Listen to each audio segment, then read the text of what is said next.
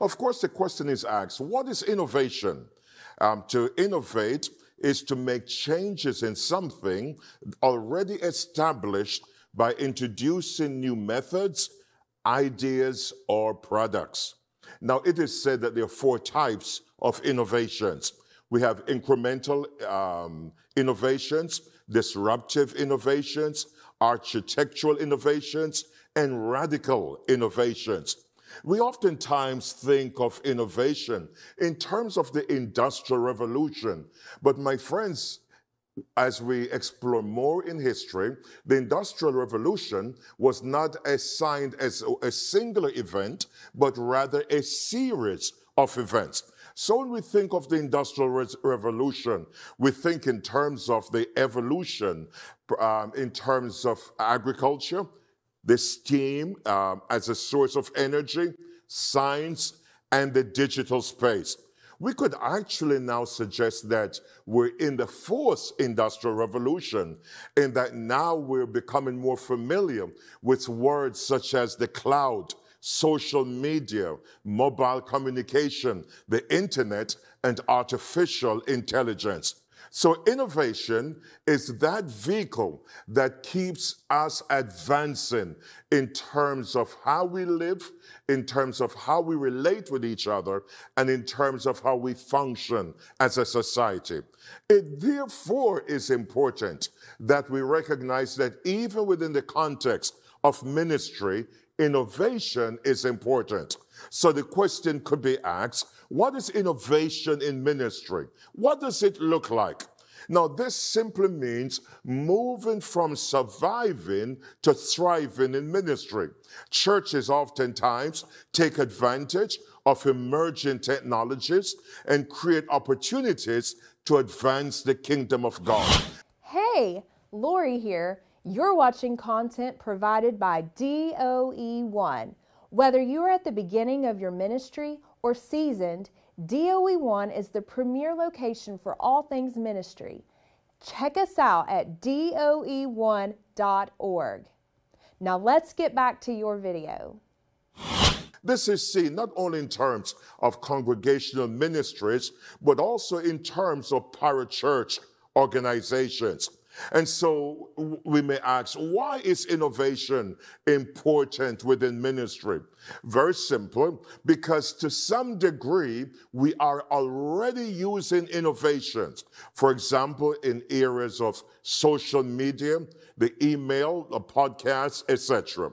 We also see with the church, over the years, actually in some areas of the church, there has always been a suspicion of technology. So when you speak to some of our old timers in terms of the advance of radio, television, I remember as a child where some pastors even preached against the radio or the technology or the television, simply because they were suspicious of the new technology. Furthermore, oftentimes with new technology, it easily becomes a tool for good or for evil. And many times the church tends to stay beyond or within the wall because of our suspicion of the new technology and also the fear of exposure. We could also see innovations taking place even from the bullhorn to the microphone to the wireless. I'm speaking to you actually with a cordless mic pinned to my shirt. This is all a matter of the church taking advantage of innovation. We also see preachers now preaching from the podium with a tablet rather than just a written manual. The idea is, to some degree, we are already utilizing innovation. And so the challenge now is, how can we harness this important, vital means? The importance of innovation actually increases our effectiveness and helps us as a church to become much more effective in reaching a broader audience. Well, when is innovation necessary? always. And so then we could also look at how do we execute innovation? I would suggest 4 points. Number one, identify the need. That means as the leader, clarify the vision. Secondly, engage stakeholders. That means we need to create a buy-in for the laity. Thirdly, determine a path of action. So there's a strategic implementation. And fourthly, create a state of urgency. That means the time is not tomorrow, the time is today. And so, my friends, what happens when a church doesn't innovate? Simply, failure to innovate doesn't mean falling behind.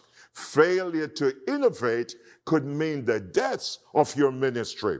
And so I want to challenge you today. Look around in terms of the technology which is available.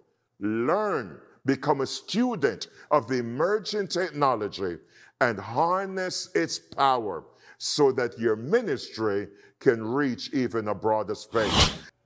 Hey, Lori here. If you like what you were watching, don't forget to hit the subscribe button and click on the bell to receive notifications when new content goes live.